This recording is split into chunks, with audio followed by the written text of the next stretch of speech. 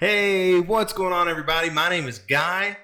This is Guy Talk Sports. Thanks for clicking on the thumbnail. Appreciate you joining me today. It's been a minute. I've been away, been working a lot, but ready. I think I finally processed all of my feelings, and I'm ready. I'm ready to talk about the game that put Tennessee out of the tournament. Before I say anything else, though, if you don't mind, bottom right down there, you see the button. It says subscribe. Go ahead, smash that for me.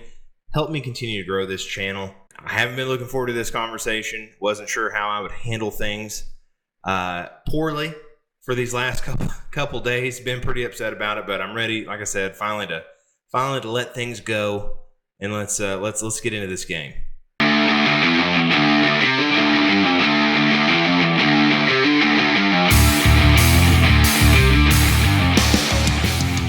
So like I was saying, finally ready to talk about this game. And I think it was just really frustrating because Purdue was the one team. They were the one team that I was afraid of playing against in this tournament. I have faith in Tennessee to beat truly anybody else. I know UConn would give us a good game, but Purdue has Edey, 7'4".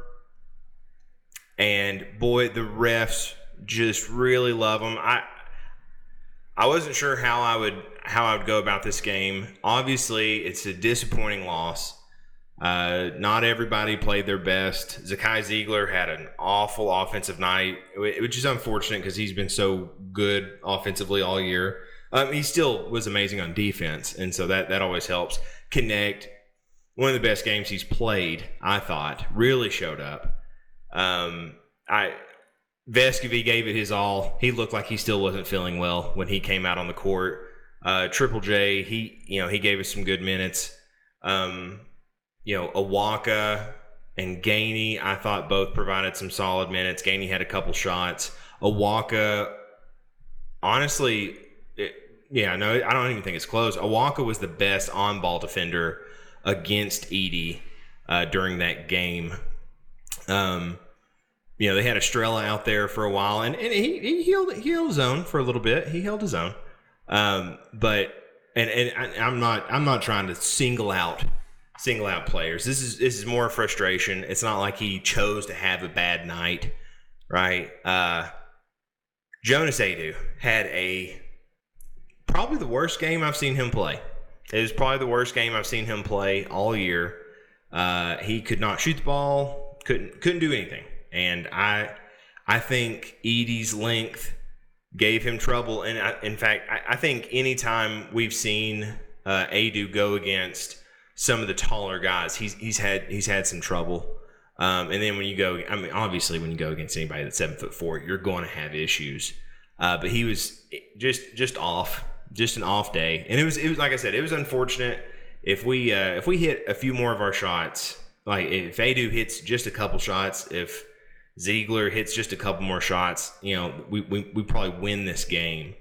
But this is a team sport. It's nobody's individual fault, right? You win as a team, you lose as a team, and Tennessee lost. It was a good Purdue team. It's a really good Purdue team. Primarily, it's a good center in Edey. Like I said, he standing at 7'4", he's just massive, and I don't know how you really appropriately are supposed to defend him without fouling. But I will say this, and I was, like I said, I wasn't going to get on here and harp about the refs, but I'm probably going to harp a little bit about the refs. First off, I didn't realize it was legal to set up a tent and camp in the middle of the paint the entire night. He had so many 3-second violations that weren't called. That guy just stood there in the paint for most of the night. He just stood there in the paint, and I guess it's just not a rule when he plays. I'm really trying not to harp on it, but I know I'm not alone in the way I feel about how the refs called that game. I fully expected a lot of our guys to be in foul trouble because you have to be. We play an aggressive style of defense, and Edey gets a ton of calls for whatever reason. He's 7'4". He's a big boy, and for whatever reason, the refs take pity on him and just give him every call. Just give him every call, and yet he didn't get a foul until I think it was like the 3-minute mark at the end of the game. And I will never blame the refs for a loss. Like I said, Ziegler, bad offensive night. Edey, bad game overall, right? Vescovy was out there with the flu. You know, we had it was really Dalton Knecht, and he was clicking on all cylinders. And so, you know, you can't just blame refs, right? Never, ever, ever can you just blame refs for a loss. You have to take ownership. You have to take responsibility. It's their fault. It's Tennessee's fault for losing. That's truly. But at the same time, I think it is more than fair for anybody that watched that game. And this comes not just from me, a huge Tennessee fan. Several fans that were, you know, are vocal on Twitter that I saw of college basketball, of other teams, were making comments about how many fouls were getting called on Tennessee against Edey. We only shot like, I think 11 free throws. They shot 33 or something. I mean, I'll go through the stats, but it was very one-sided, and that's how a lot of their games are, because for whatever reason the refs haven't decided how they want to officiate Edey or how they want to enforce the rule change. It's bad basketball. I throw it to him. He gets fouled, and he shoots a couple free throws. I mean, it works, right? They're going to the Final Four game, and it's nothing to take against Edey, which I'll also get to a comment he had later. It's nothing against him. He's a really good player. I don't know how well he projects in the NBA, but it's undeniable. He's a really good player. Borderline, you call a great player.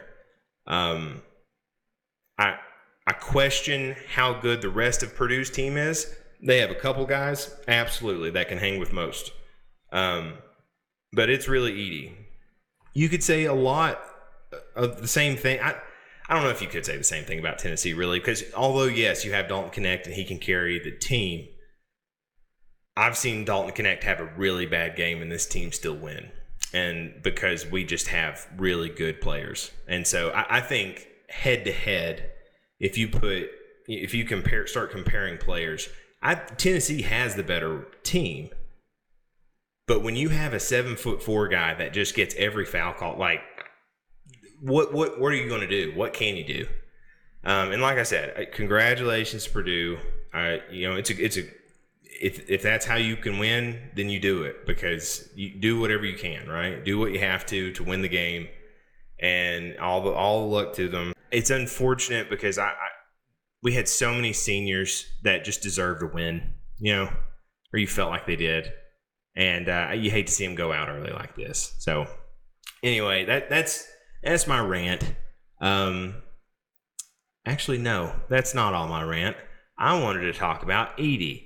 He had a comment about how I'm very much paraphrasing. It was after the game. He was talking about how he was overlooked and how Rick Barnes came to his practice, and how everybody regrets now overlooking him. Like, when you win 100%, you're allowed to say whatever you want. That's fine. Is it pretty low class? Yes. When you start criticizing the other team after you beat them, I think it's being a sore winner. There's very much being a sore loser, and I am guilty of it.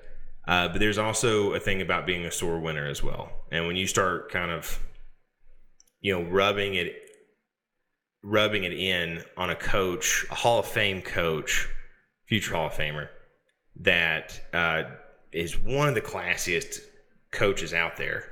I don't know. It's a bad look. It's a bad look on Edey. Not the biggest fan, obviously, for getting beat, but also the comments. Wasn't a fan of that. Anyway, I'll stop. Stop with the ranting. Let's get into the team stats here. So if you look at field goal percentage, it's actually pretty close. Purdue edges out Tennessee with 45%. We were 39%. It's not great. It's not great. But Purdue didn't shoot great either. Purdue didn't shoot great. Our defense was solid. Purdue did not shoot great, especially from three. Purdue's a good three-point shooting team, and they were 3 of 15. The door was open for us to win that game. Purdue shot horrible from three, 20%, and we couldn't take advantage of it. We were 42% from three. We actually shot the ball really well from three. It's mainly Dalton Knecht, and you'll see that here in a minute. Free throw percentage. So percentages exactly the same. However, Tennessee shot 11, and Purdue shot 33. So again, foul calling disparity. Turnovers. Purdue had more turnovers. Assists about equal. Oh boy. Rebounds. Purdue had 40.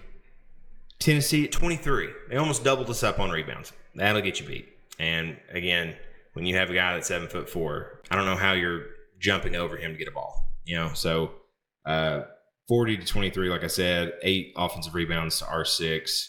We actually had more blocks that game, which is surprising when you have somebody that's 7'4" that you're going against. But we had more blocks. Steals, we had 8 steals. That's a really good number. Personal fouls, 25. 25 to their 12. So not great. No technicals called. And so that's kind of when you look at it overall, you're like, okay, I could see how just as a team we lost. But if you really look at the individual stats, you'll see a much clearer picture of what happened. So Ziegler ended up with 9 points, 4 rebounds, 8 assists, almost a double-double, right? But he was 3 of 12 from the floor, 1 of 8 from the three-point line. And it's not, again, that's not his usual numbers. Like he's normally hitting 3 of 8.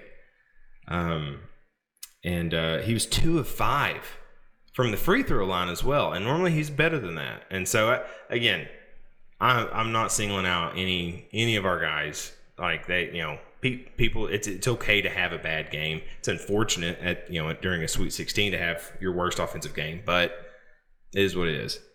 I'm gonna leave Knecht for last. So Triple J, Josiah Jordan James, 8 points, 4 rebounds, 1 assist.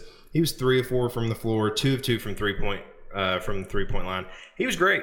He played solid, great defense. He had a good game. He had a good game for him that you would expect. So was happy about that. Meshack ended up getting the start, and he really is good on defense. He was 0 for 1 on the floor. He really didn't shoot the ball. I think he had 2 points, 3 rebounds, 2 assists, but defensively, he was really solid. He was 2 of 2 from the free throw line. Jonas Edey, our 7-footer, the guy that typically plays 4th most minutes on the team, somewhere in there, maybe 5th most, but normally 25 plus, somewhere in there, 25 to 30. He played 10 minutes, and that's because it was that bad. I don't understand it. He had 0 points, 2 rebounds, 2 assists. He was 0 of 4 from the floor. Didn't hit a bucket. And so I kind of at a loss. He shot a lot of mid-range. All of his shots were mid-range. I think all of them. He might have had one close up, but he shot mostly mid-range. And you understand why. You're going against somebody that's 4 or 5 inches taller than he is. And so he just wasn't hitting. And like I said, it's unfortunate. Gainey, he was 2 of 4, hit a couple big threes. Estrella played some good minutes defensively. Awaka he didn't score but 2 points, but he played lights out against Edey. He was leaning into Edey and wasn't giving him anything. And then Vescovy, he played 13 minutes off the bench, didn't score, but again, he had the flu. I can't believe he was even out there for anybody that's had the flu. I mean, that's not an easy thing to play through, so I know he wanted to be out there, especially if that was going to be his last game. Finally, let's get to Dalton Knecht. 37 minutes, had 37 points. 3 rebounds, 1 assist because he didn't need to do anything else but score the ball. 14 to 31 from the floor, 6 of 12 from the three-point line, was just making it rain the whole game. 3 of 4 from the line, and he had, like I said, he had an amazing game. I thought he really showcased why he's going to be I think he's going to be a good NBA player. How good, that's up to him, but I think he has the potential to be very, very good. And so, that's the stats, that's the game. Like I said, it's unfortunate. I've rambled a lot this video. I ended up not getting to do a video after the win against Creighton. That was a great game. I was super excited, wanted to get to do one because of how excited I was, but ended up not being able to. But that's the game. Like I said, it's unfortunate that we have to bow out, at the Elite Eight. It's only the second time we've made it to the Elite Eight. And so my goal for this year was always, this team needs to make the Elite Eight for it to not be a letdown. And they did. And so while it's disappointing, I definitely don't think it's a letdown. Like I said, it's only the second team to ever make it to the Elite Eight in Tennessee's history. And so, super, super proud of them. They've had a great season. They've worked hard. I know the seniors, they've really played their hearts out all year. So it's been fun to cover. I've really enjoyed getting to watch these games and getting to talk about it. And so, like I said, disappointing, upsetting, but ultimately still proud of them. That's really all I got for this one. Appreciate you tuning in, hanging in there with me. Going to do another video talking about some other important basketball news. And then we're going to start focusing more on baseball as well as football. Got some, spring practices going and all that, so we'll start covering that. But anyway, that's all I got. Thank you for watching. Appreciate you tuning in. If you don't mind, drop a comment down below. Let me know, what are your thoughts on the game? Did I focus too much on Edey, too much on the refs? I tried being fair in my assessment, but comment down below. Hit the like button if you don't mind, and as always, smash that subscribe button for me. Help me continue to grow this channel. Go Vols, as always, and we'll see you next time.